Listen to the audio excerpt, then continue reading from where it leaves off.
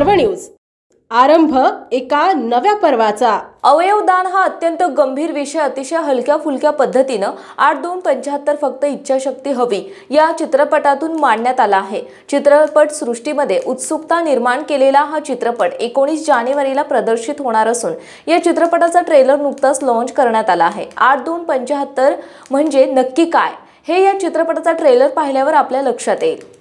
उदाहरणार्थ या निर्मिती संस्थेचे विकास हंडे, लोकेश मांगडे आणि सुधीर कोलते यांनी 8/2/75 फक्त इच्छाशक्ती हवी या चित्रपटाची निर्मिती केली, तर सुश्रुत भागवत यांनी हा चित्रपट दिग्दर्शित केलाय।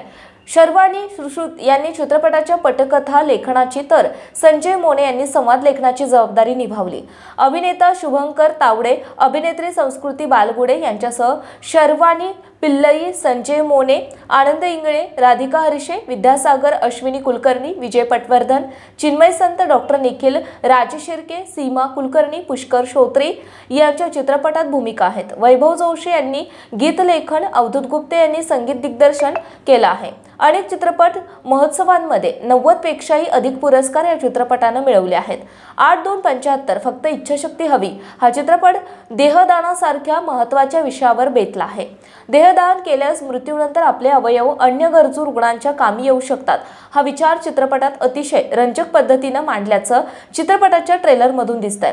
त्याशिवाय वैद्यकीय शिक्षणावरही या चित्रपटातून भाष्य करण्यात आलंय, त्यामुळे उत्तम स्टारकास्ट असलेला महत्त्वाचा विषय मनोरंजक पद्धतीने मांडणारा 8/2/75 फक्त इच्छाशक्ती हवी हा चित्रपट आता 19 जानेवारीला चित्रपटगृहात पाहता येईल।